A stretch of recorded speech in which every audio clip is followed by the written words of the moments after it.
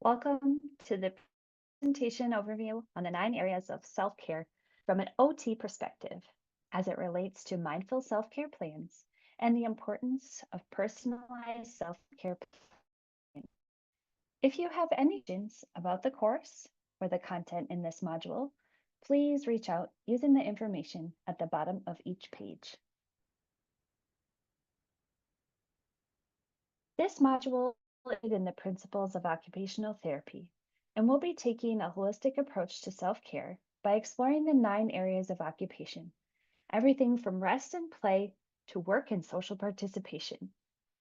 Throughout this presentation, we will review evidence-based strategies such as mindfulness, gratitude, and movement, all aimed at helping you reconnect with what truly nourishes your well-being and identify strategies that can be included in your mindful self-care plan. Let's begin this journey of intentional self-care, one meaningful occupation at a time. As faculty in higher education, our time and energy are often directed towards meeting the needs of our students and fulfilling institutional responsibilities. While this is a large part of our role, it can also come at the cost of our own well-being. We often prioritize student and institutional needs while minimizing our own. When we consistently prioritize others without adequate self-care, we risk experiencing compassion fatigue. Over time, this can lead to burnout, disruption of our work-life balance, and contribute to both mental and physical health issues. The effects can ripple out, impacting our job performance, satisfaction, and even our overall life satisfaction. By recognizing these risks, we can begin to understand why self-care isn't just a luxury, it's a professional and personal necessity. Occupational therapy teaches us self-care is not just bubble baths and vacations. It's about engaging meaningfully in daily activities that support health, well-being, and a sense of purpose. As we move through the presentation, we will explore all 9 areas of occupation from an occupational therapy lens and envision each as a potential opportunity for mindful self-care, even in small intentional moments throughout the workday. Occupational therapy practitioners, we recognize that health and well-being are supported not just by what we do, but by how meaningfully we engage in everyday occupations. The occupational therapy practice framework outlines 9 areas of occupation that encompass the full range of activities that make up daily life. These include activities of daily living, or ADLs, instrumental activities of daily living, IADLs, rest and sleep, education, work, play, leisure, social participation, and health management. From an OT lens, each of these areas presents an opportunity for mindful or micro self-care, brief but intentional practices that promote balance, reduce stress, and build resilience. This holistic approach is what sets occupational therapy apart. We know that self-care is not just one isolated task completed when we find extra time, but as a way of engaging in all aspects of life with purpose and presence. By embedding small, meaningful actions into our daily routines, we create sustainable practices that support both personal wellness and professional longevity. Within this module, you can review a robust list of self-care activity ideas within each of the 9 areas of occupation. You can scan the QR code here or click on the link within the module. As we continue, we will review brief self-care strategies that can be integrated into your self-care routine related to each of these 9 areas. First, ADLs. They are your functional self-care tasks, things like grooming, bathing, and getting dressed. Often overlooked, these small actions can ground us in the present. For example, you could take 5 minutes to intentionally wash your hands with warm water or apply lotion with full attention to scent and texture. These sensory moments can anchor you during a stressful day, restoring calm without needing to step away from your role entirely. IADLs, or instrumental activities of daily living, are more complex tasks that support independence, like cooking, cleaning, or managing finances. These too can become self care rituals. For example, you could make a cup of tea or coffee and savor it. Don't sip it while replying to emails. Or spend 10 minutes decluttering your desk.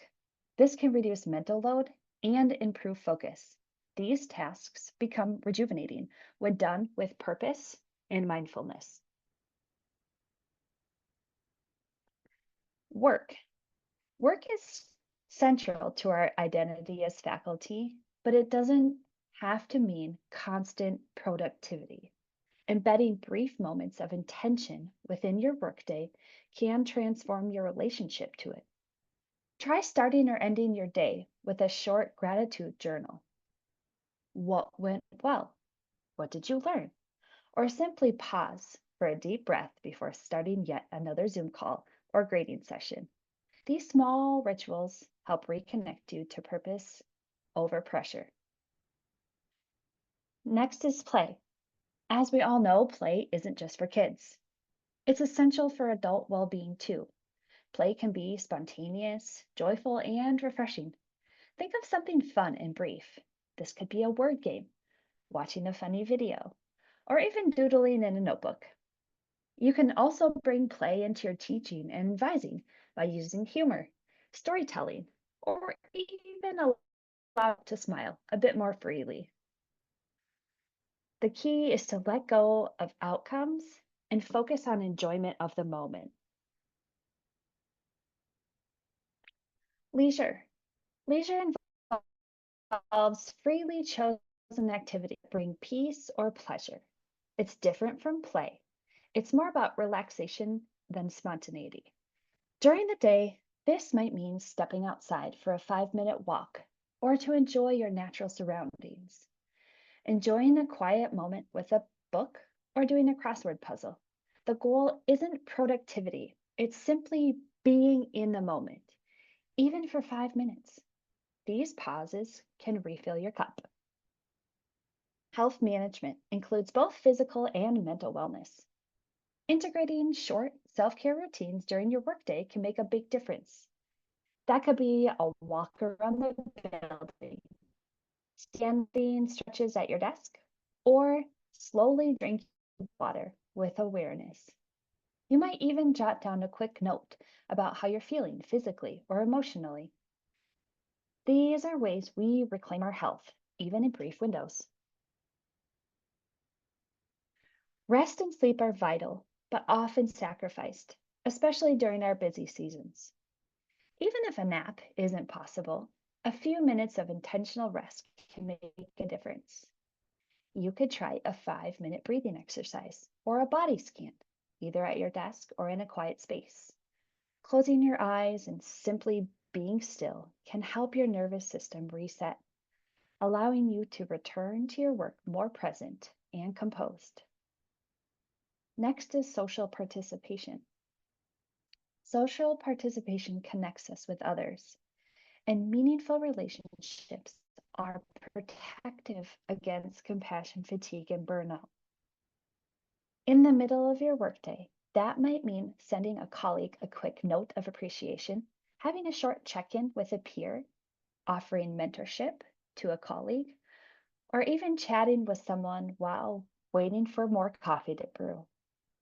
These interactions help us feel seen, supported, and human in a highly intellectual environment. Education. As lifelong learners, we often prioritize others' learning over our own, but engaging with new ideas can be nourishing if we allow ourselves to do it mindfully. This might mean taking 5 or 10 minutes to read an article that's been sitting on your desk, or watching a video that excites you or inspires you, not because you have to, but because you want to. This kind of self directed education can reinvigorate your curiosity and reignite your passion for teaching.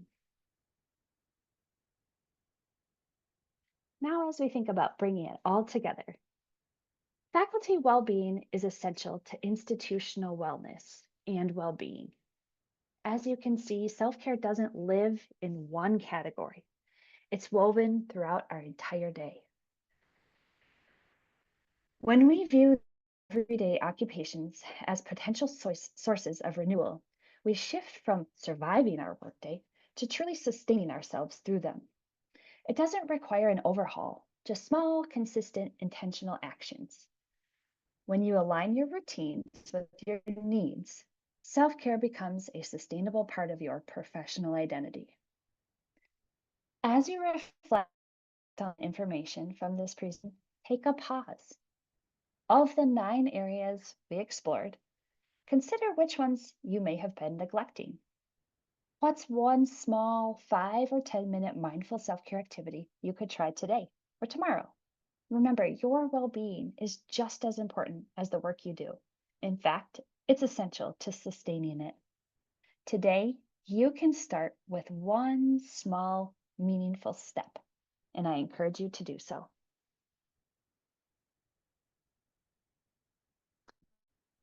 Thank you for reviewing this presentation on the 9 areas of occupation from an occupational therapy perspective. If you have any questions, please feel free to reach out.